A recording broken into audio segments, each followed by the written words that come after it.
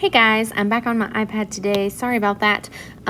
Today our lecture is entitled The Civil War, okay? So we are going to look at the actual war battles and strategies itself. You have already, or you're going to, read a Civil War battles timeline that has a little summary about each battle. And so I'm not going to go into extreme detail in some of these battles, but I'll kind of touch on them here and there, okay? So, we're going to talk more about strategy and moves and invasion and stuff like that. The Union war strategy is, initially it's to focus on Virginia, but that fails miserably.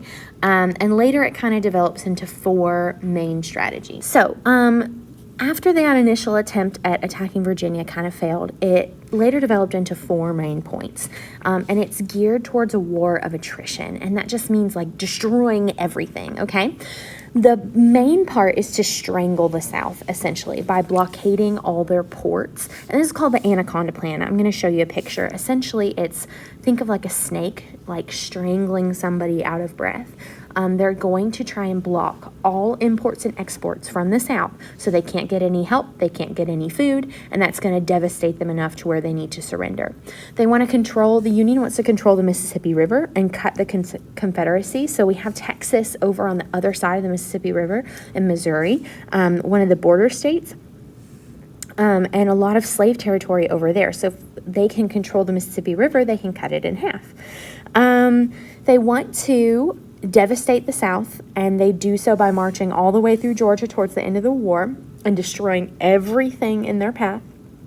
And they want to capture the capital, and the capital of the Confederacy is Richmond, Virginia, and that will really, that's kind of like the stronghold of the Confederate military. So capturing the capital would be a large advantage to them, okay?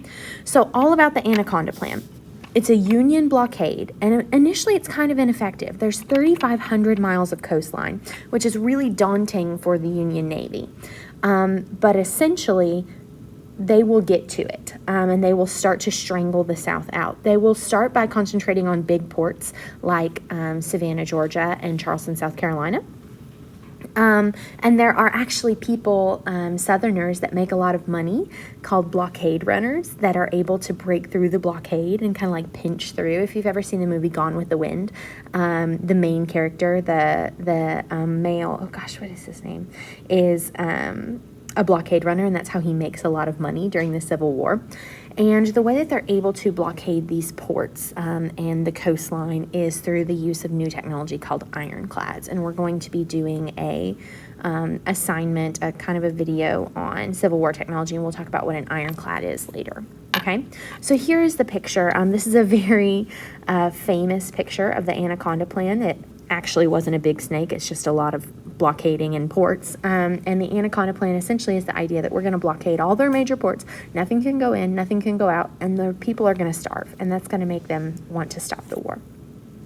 Here are some pictures of ironclads. They're basically boats that are clad with iron. They have iron on the outside, and that will stop them from being vulnerable to gunfire and cannons. And there will be a few battles of ironclads, and those will be the main naval battles, okay?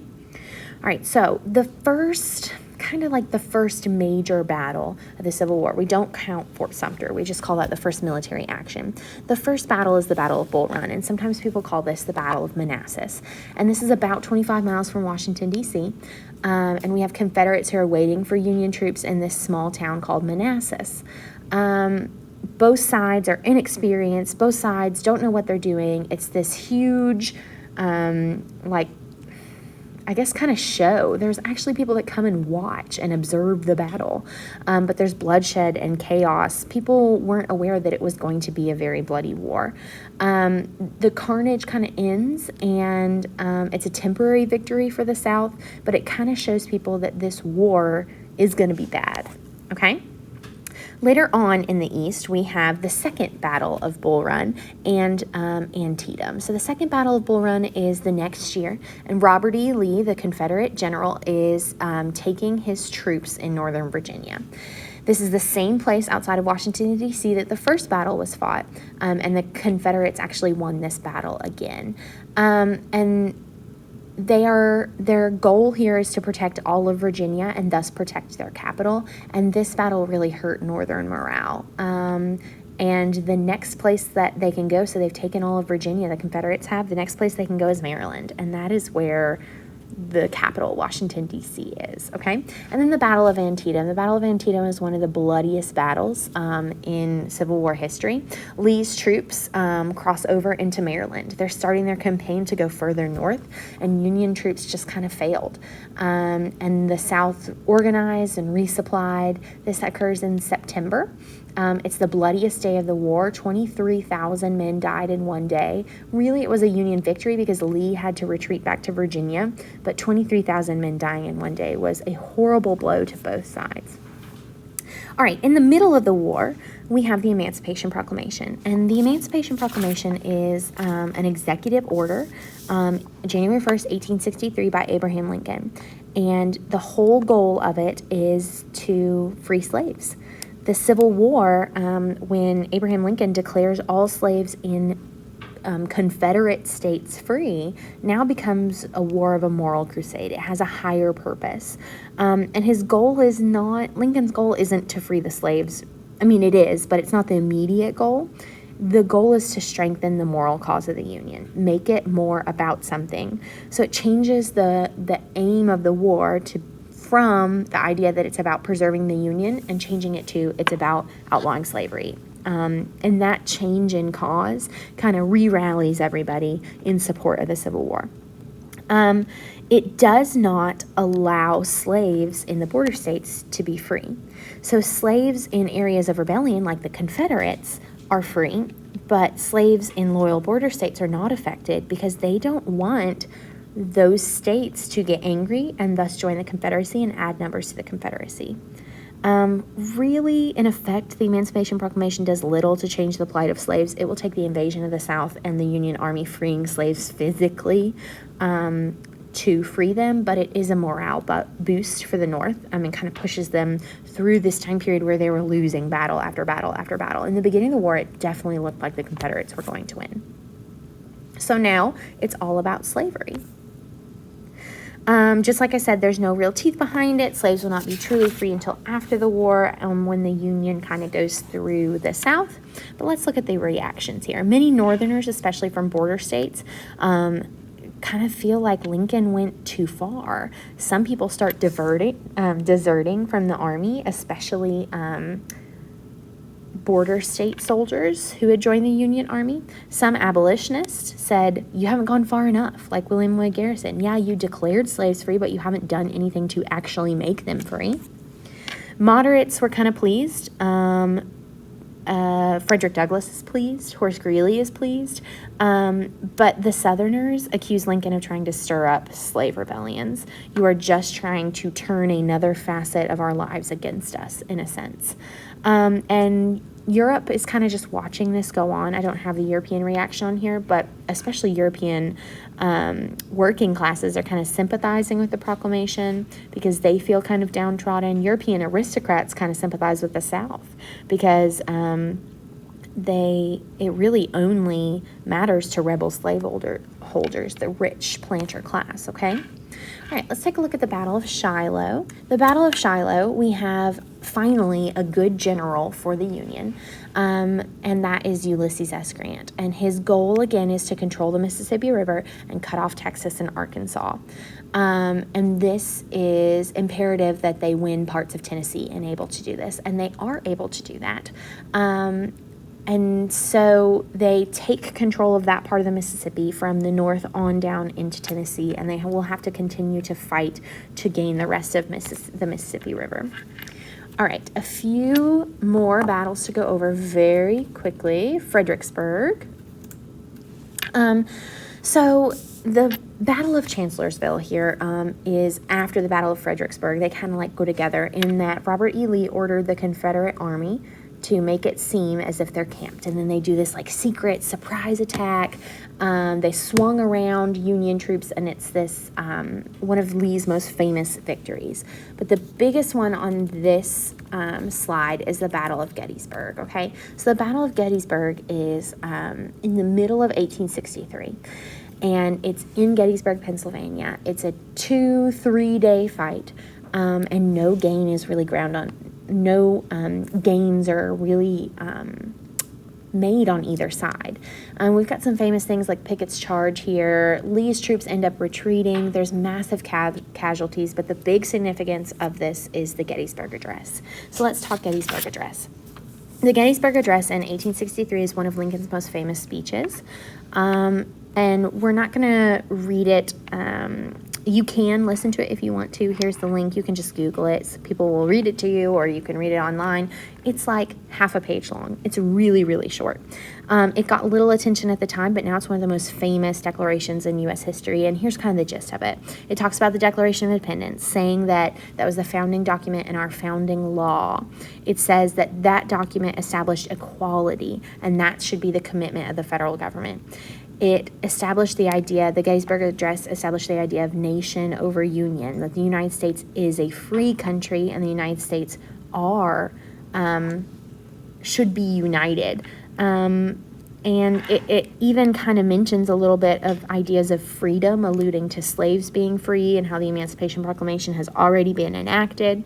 And so the Gettysburg Address, they're dedicating the battlefield to the people who have died at Gettysburg after the battle has already happened, and just talking about this is the goal of this war. We know it's been a long war, but our people deserve equality. We have a founding law. We're supposed to be a union.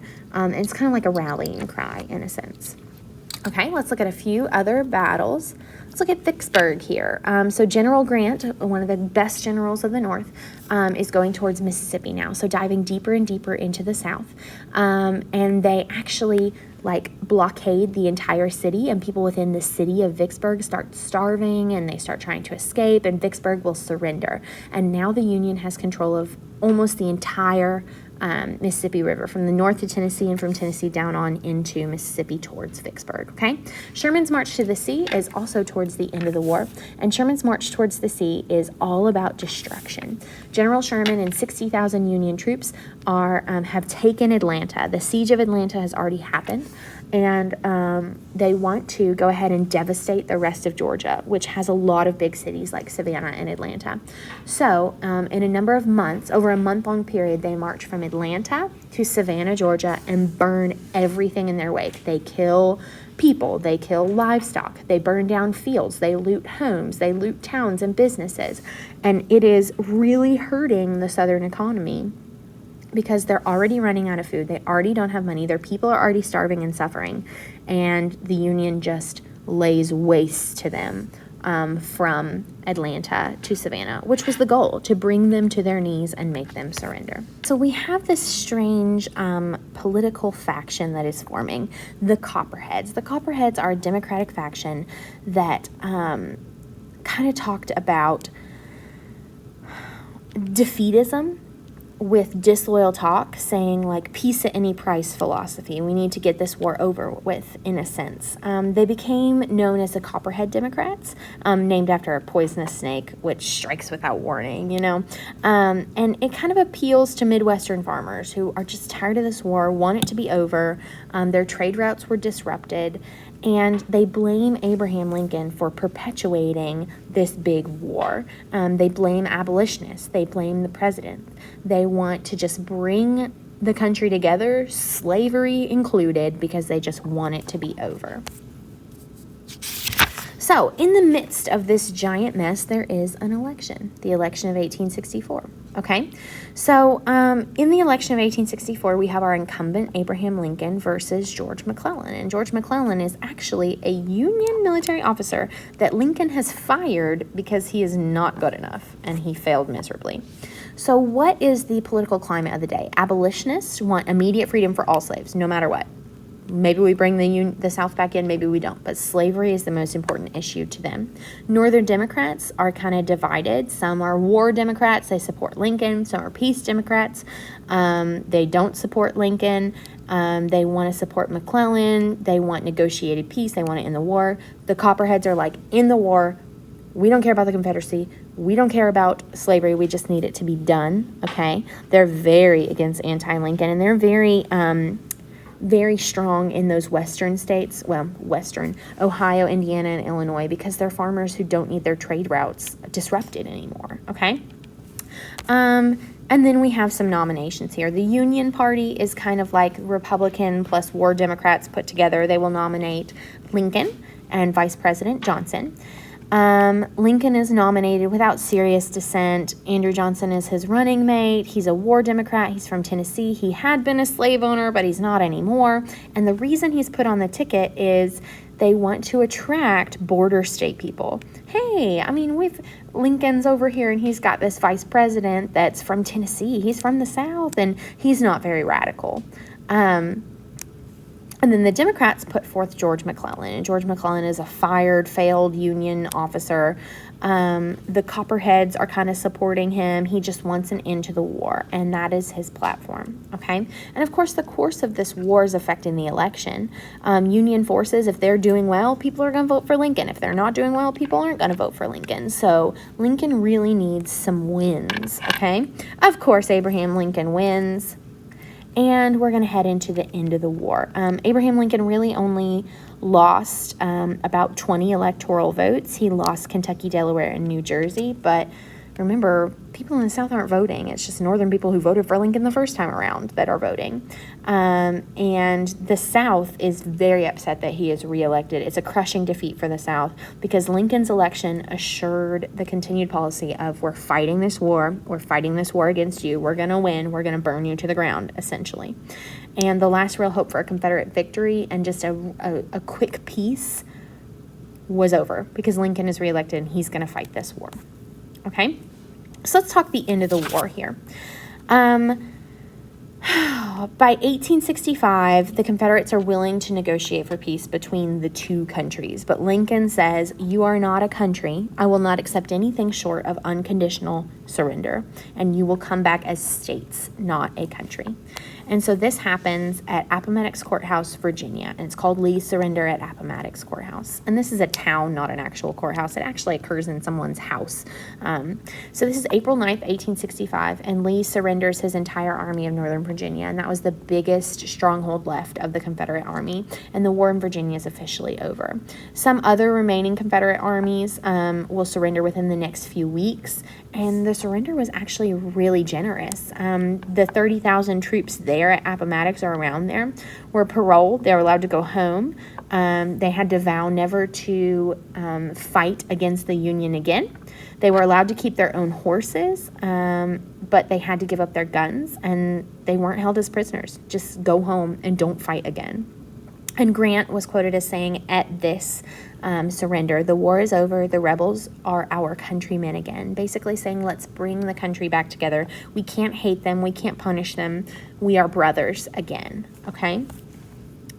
And here is a rendition of that happening. Grant and Robert E. Lee surrendering to him. Okay? All right. So, unfortunately, later on, a few days later, April 14th, 1865, it was actually Good Friday, the Friday before Easter on Sunday, Abraham Lincoln is assassinated. So only after 5 days after Lee's surrender, Lincoln is assassinated at Ford's Theater by John Wilkes Booth. And Lincoln died across the street in a doctor's house. And it's a really terrifying story. He wasn't dead for many, many hours. He had labor breathing. He had a bullet in his head. He was bleeding.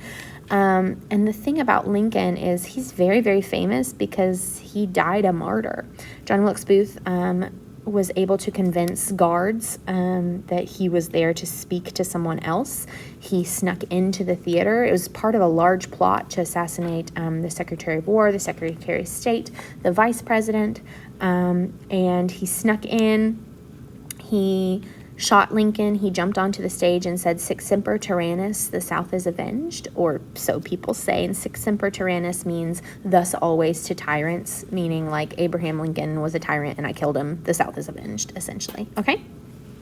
We won't watch that. But essentially, although initially they're happy over his death, the South came to view it as not great. Because when we talk about Reconstruction, you're going to see that Lincoln's plan for Reconstruction was a lot more lenient than Johnson and whoever takes over Congress after Lincoln.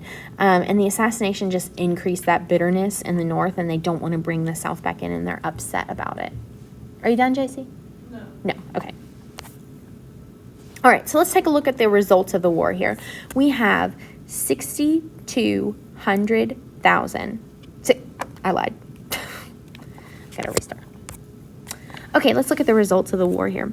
We have 620,000 dead. That is 2% of the entire population of the United States dead, and 1 million different casualties. So that is people, citizens that are hurt, injured, or killed in the crossfire, okay? And think about it. You send your sons and your husbands and your uncles, and tons of them died. So we are missing an entire generation of men because of the Civil War. In some ways, it was a triumph, despite the casualties, because the whole idea of states' rights and we have the right to nullify things goes away. It was beaten when the Confederacy lost. And that nullification and secession is never really threatened again. The idea of union and nation are triumphant, and the dangers of having two countries and splitting up is just averted. And slavery is abolished. That's kind of the biggest thing. It is the biggest thing. That was the point of the war, and now it has been completely done with the 14th, 15th, and 16th Amendments. And we're going to talk about in our next lecture how Reconstruction is meant to bring the South back in and to give African Americans the rights that they deserve as freed men, and how that doesn't really happen. So even though the goal of the war is one, bring the South back in and abolish slavery, there's a time period called Reconstruction after this where those goals kind of get reverted and things go back to the way that they shouldn't be.